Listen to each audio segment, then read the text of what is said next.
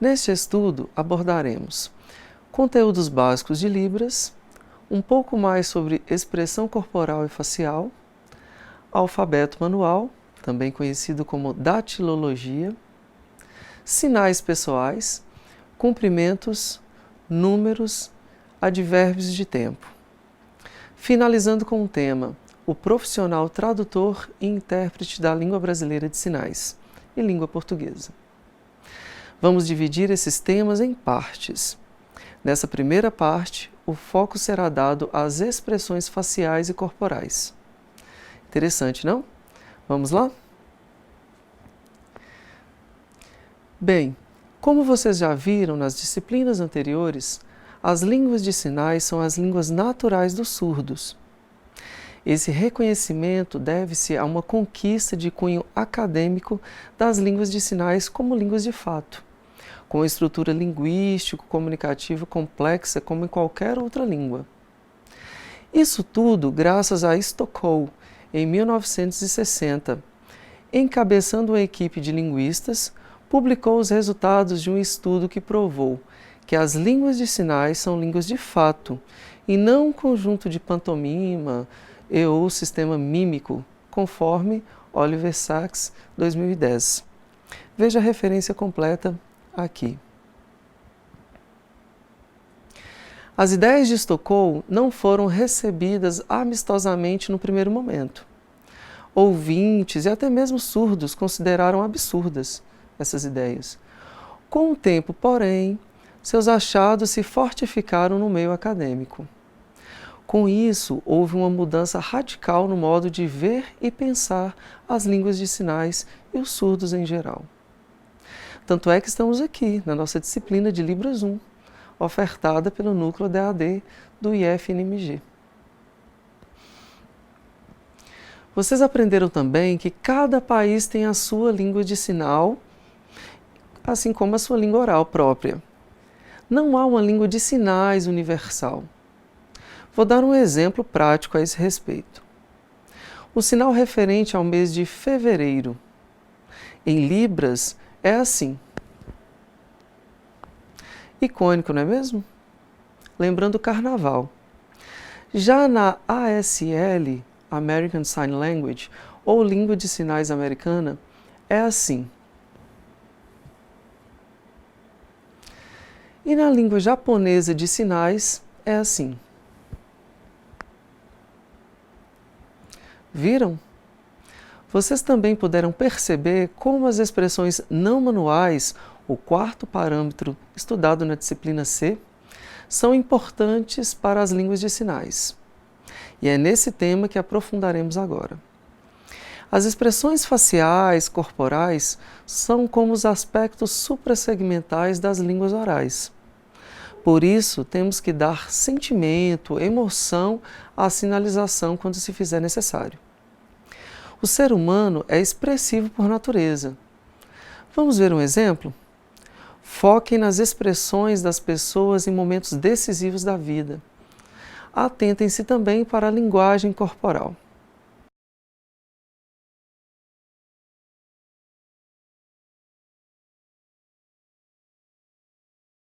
Viram como as emoções e a linguagem corporal fazem parte da nossa vida? Para a comunicação em Libras, estas se tornam importantíssimas também. Por isso, agora vou mostrar algumas imagens de teatro, clown, e vocês vão tentar imitar aí de casa a expressão facial e ou corporal que ele estiver fazendo. Ok? Vamos lá? Primeira imagem. Segunda. Terceira. Quarta. Quinta e sexta.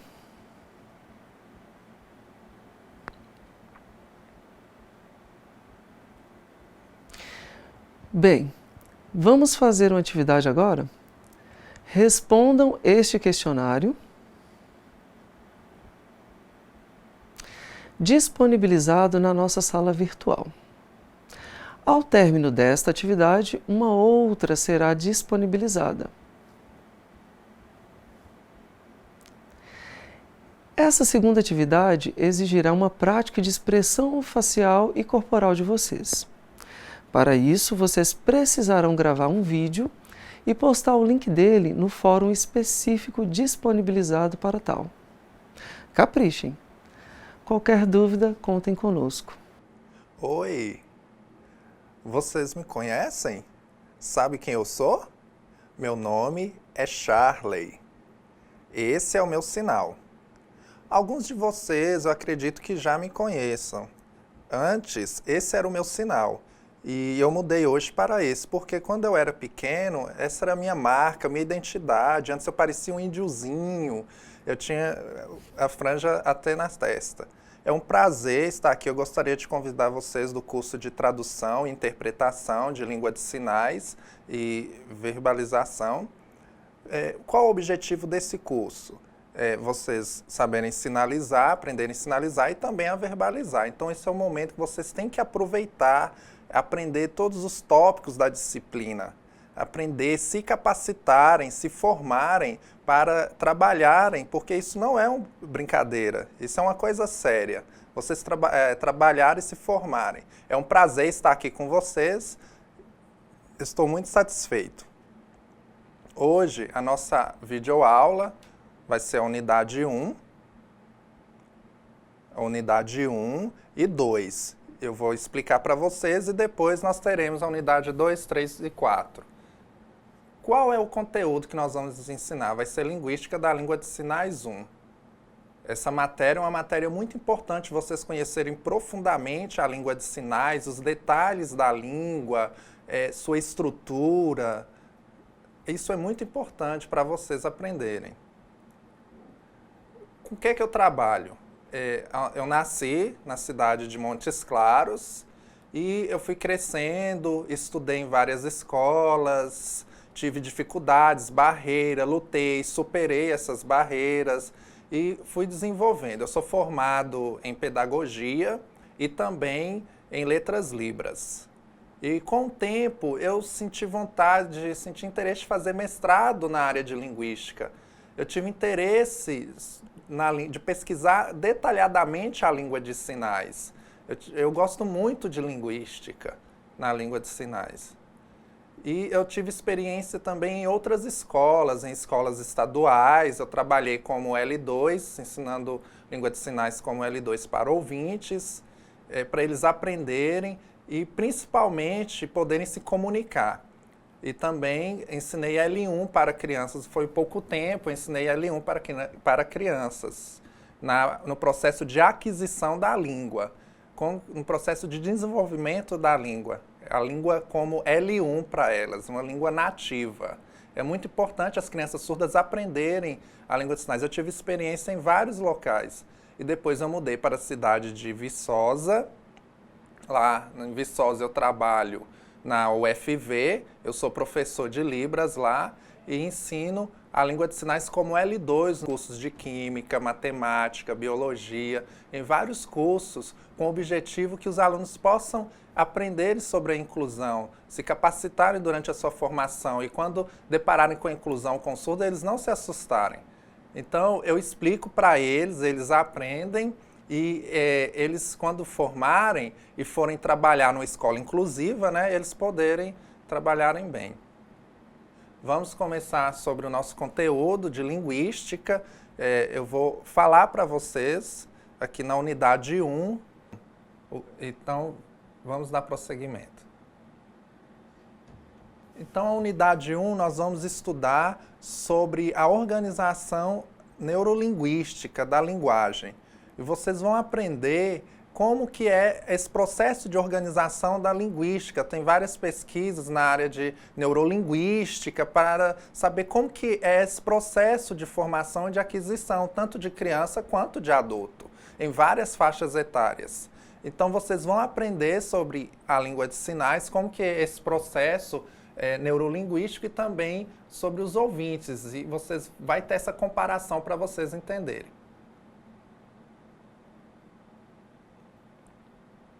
Então, a introdução da nossa aula sobre a organização cerebral no uso da linguagem. Então, nós temos esse texto aqui com esse tema falando sobre a organização cerebral. Então, o Belud, ele fez essa publicação, ele pesquisou várias pessoas, é bom, é muito interessante vocês poderem aprender. Esse é um texto complemento que eu vou colocar no fórum para vocês lerem. É bom para vocês aumentarem um pouco o conhecimento, se vocês tiverem vontade e interesse de ler, é muito importante. Então, são 2 textos. A organização neural em língua de sinais, como que é esse processo, e também a organização neural em língua de sinais na educação dos surdos. Então é bom vocês lerem.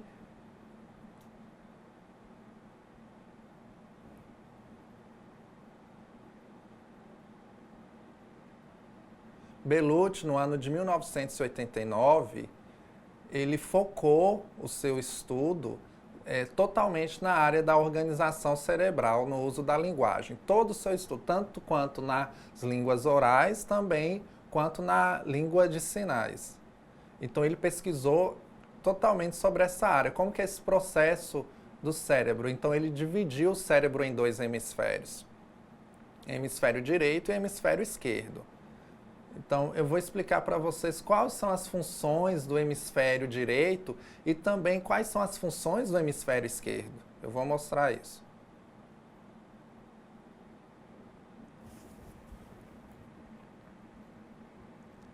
Então, o hemisfério esquerdo, quais são as funções desse hemisfério?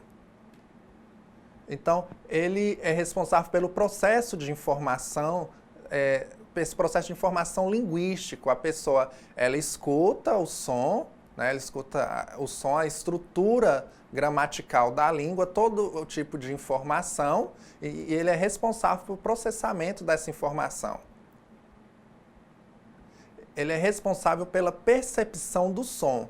Qualquer tipo de som, de palavra que a pessoa escuta, né? Ela escuta, passa pelo canal auditivo até o cérebro, e a pessoa tem a compreensão.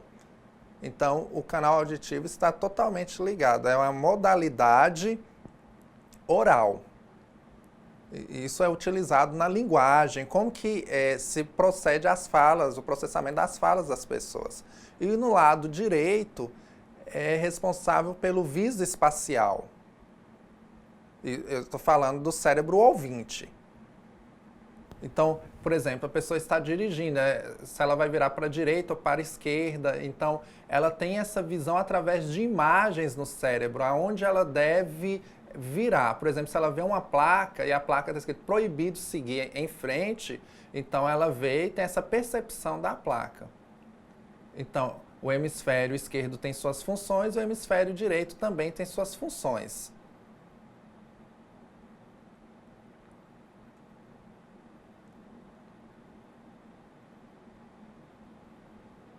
O Belud também, ele pesquisou várias pessoas com algumas especificidades cerebrais. Então ele focou seus estudos com essas pessoas que tinham algumas especificidades cerebrais, como que era esse processo de organização cerebral, pessoas que tinham doença. Então ele estudou como que era esse processamento de pessoas que tinham AVC. Então, que tinham distúrbios da linguagem causados pelo AVC. Às vezes o braço esquerdo ficava paralisado, a pessoa conseguia se movimentar com o braço direito, ou talvez a perna direita ficava paralisada. Ou ela tinha uma diminuição da visão, baixa visão, ou ficaram cegas através do AVC. Então, ele pesquisou sobre essas pessoas que tiveram AVC causado pela hipertensão, às vezes pela ingerir muita gordura, aí ocorreu um entupimento da veia lá no cérebro e ocorreu o acidente vascular cerebral. Ou então o AVC causado pelo diabetes.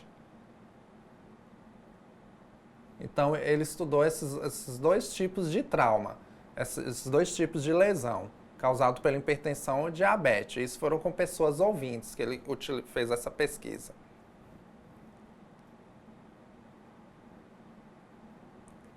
Então, eu vou explicar para vocês como que foi esse processo de pesquisa dele. Então, ele pesquisou como que era a organização cerebral no uso da linguagem dessas pessoas que tiveram esses tipos de lesões. Como que era o processamento no hemisfério direito e como que era esse processamento da linguagem no hemisfério esquerdo. Então, os ouvintes, né, eles falam naturalmente, conversam normalmente. Às vezes, com o AVC, o que pode ocorrer? Né? Algumas dificuldades na fala. Às vezes pode ter essa dificuldade na fala. Pode ter uma afasia. O que é afasia? Por exemplo, a pessoa ela vai falar e ela começa a travar na sua fala. Por quê? Porque o cérebro ele é responsável pela ordenação da fala. É ele que ordena essa fala. E a pessoa ela não consegue falar de forma contínua, ela tem uma dificuldade na fala, ela tem uma afasia. E no hemisfério direito? No hemisfério direito também tem outra dificuldade que a pessoa enfrenta, porque no processo de percepção visoespacial, ela tem essa dificuldade, fica mais difícil para a pessoa.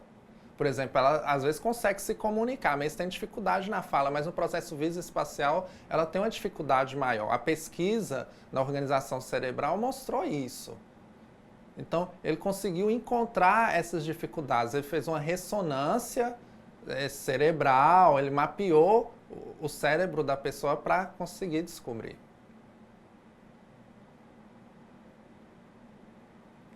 Então, é uma questão para vocês pensarem.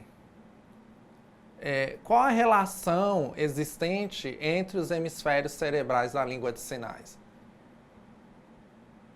Então, tem o hemisfério esquerdo e o hemisfério direito estão interligados para o surdo que utiliza a língua de sinais? Não sei, mas eu vou apresentar para vocês qual foi a pesquisa e o que o pesquisador encontrou.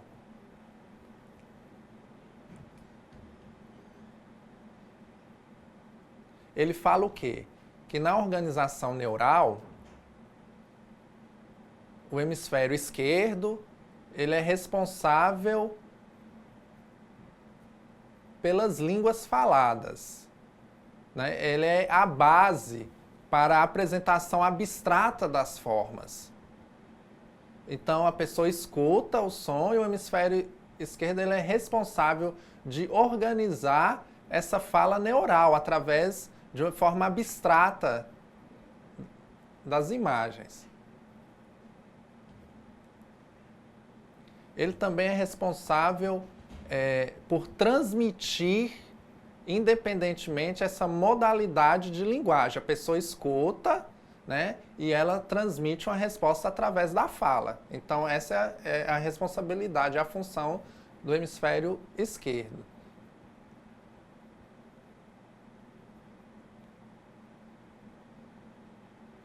Antes, vocês lembram que eu perguntei para vocês se esses hemisférios têm uma relação entre si, são interligados para pessoas que utilizam a língua de sinais? Então, Belucci, em 1989, ele responde isso.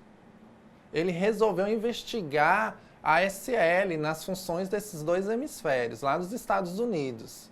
A língua de sinais dos Estados Unidos. Então, ele chamou os surdos, né, para sinalizar e ele começou a pesquisar as pessoas que utilizavam a língua de sinais.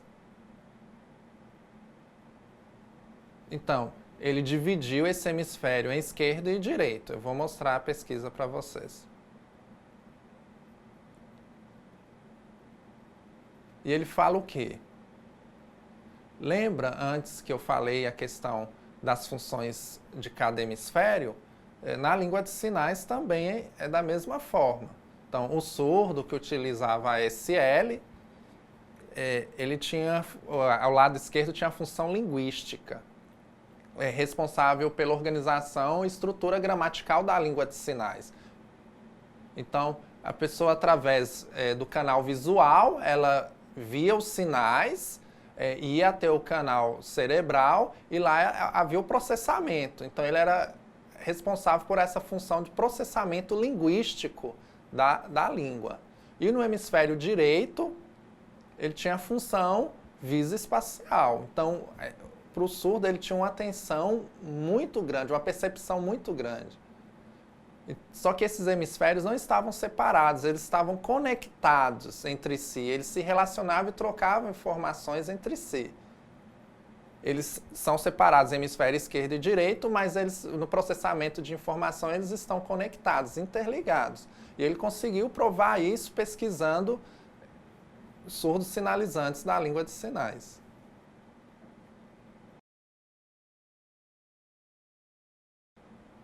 Na organização neural, o Bellucci, ele pesquisou, ele chamou surdos sinalizantes da SL e que tiveram algum tipo de lesão ocorrer, como eu expliquei para vocês falando sobre o AVC. Então tiveram surdos, ele chamou surdos que tiveram lesão através do AVC, que tiveram lesões e ocorreu problemas como, por exemplo, no hemisfério esquerdo, como que era o processamento da língua de sinais, no hemisfério direito, como que era esse processamento da língua de sinais. Ele comprovou que era de igualmente forma como os ouvintes. E ele percebeu que no hemisfério esquerdo, esse processamento, essa estrutura gramatical na hora da organização cerebral da língua de sinais, porque o cérebro é responsável por passar essa informação para a pessoa sinalizar, ele descobriu que tinha alguma dificuldade na estrutura gramatical de usar a língua. Tinha uma dificuldade simbólica da língua de controle do movimento das mãos. A pessoa sinalizava meio que parando, comparando a pessoa ouvinte, que ela tinha uma afasia e não conseguia desenvolver uma fala contínua. O surdo também tinha dificuldade no controle do movimento das mãos, não conseguia sinalizar de forma contínua. Às vezes o lado direito, o braço direito ela sinalizava bem, mas tinha uma paralisia no braço esquerdo. E isso era causado pela lesão no hemisfério esquerdo. Então ele percebeu que tinha essa dificuldade e também uma percepção visoespacial. Eu tinha um amigo, essa história é verídica, ele era intérprete, ele sinalizava muito bem, sinalizava naturalmente e ocorreu que ele teve um AVC. E quando ele sinalizava, ele se movimentava muito bem com a mão direita, mas com a mão esquerda ele tinha uma certa dificuldade. Ele ia fazer casa, eu vou. Então ele tinha dificuldade no controle do movimento das mãos. Mas ele teve o tratamento e ele sempre ia fazer fisioterapia, né? E ele fazia também tratamentos neuronal, mas ele não teve uma melhora 100%. Com o tempo, ele teve algumas dificuldades. Eu percebi isso, que ele ainda tem algumas dificuldades. Então, essa pesquisa mostra isso, né? Essa pesquisa que o Bellucci fez comprova isso, essas dificuldades. O Bellucci, ele fala que é mais ou menos parecido com o ouvinte, a afasia do ouvinte. É parecido com a afasia do ouvinte, a sinalização do surdo. Ele fala isso.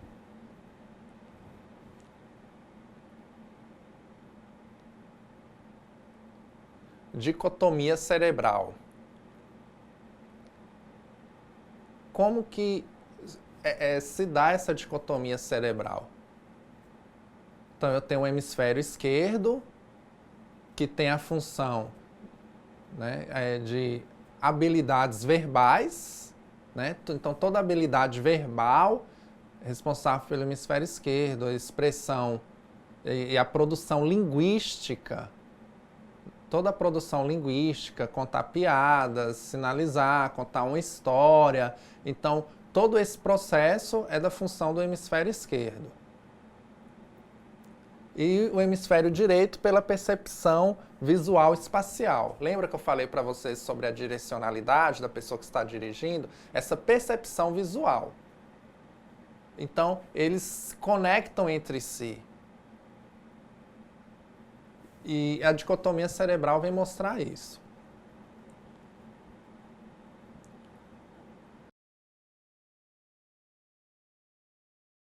O Hitchcock, no ano de 2002, ele fez uma pesquisa mais ampla nessa área. Então, ele queria mostrar as especificidades cognitivas cerebrais. Então, ele fez um mapeamento cerebral para mostrar as especificidades cognitivas do hemisfério esquerdo. Por exemplo, ele estudou quais são as responsabilidades das funções linguísticas, né, na produção da língua, por exemplo, contar uma história ou falar qualquer outro tipo de coisa também na língua de sinais, como que era essa produção linguística. Ele fez essa pesquisa e ele dividiu o cérebro em regiões, ele fez esse mapeamento. E também qual era a função linguística, essa simplificação do que realmente ocorre, da fonologia, da sintaxe, da semântica, da pragmática, tudo isso responsável pelo lado esquerdo do hemisfério. Então, o hemisfério esquerdo ele é responsável por fazer essa percepção e o processamento disso. Isso é muito legal, muito interessante, essa pesquisa da dicotomia cerebral e as especificidades de cada hemisfério.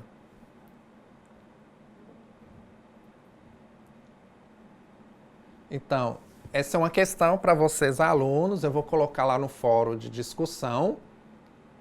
Então, vocês vão responder a divisão das habilidades visoespacial entre os dois hemisférios está relacionada à divisão das habilidades das línguas de sinais? Então, vocês vão ler os textos, que eu vou colocar também como complemento, em PDF. Então, vai ser textos que vocês vão ter como base e depois vocês vão discutir sobre essa questão lá no fórum. Isso vai valer ponto. Vocês podem responder em português ou em língua de sinais, como vocês desejarem. Tá bom? E também vai ser um momento de troca e interação entre nós.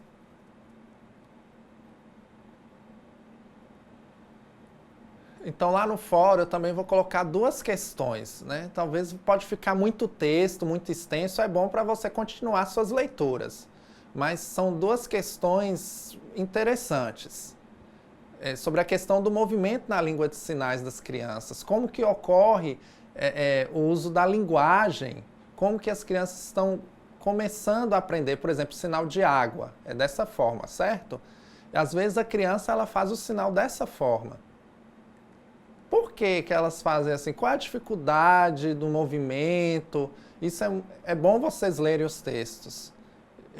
Eu vou esperar também que vocês façam essa discussão no fórum. Eu não estou cobrando isso para vocês fazerem essa discussão no fórum, não. Mas é bom vocês lerem o texto. Se tiver alguma dúvida, mandarem para mim e assim nós irmos nos interagindo.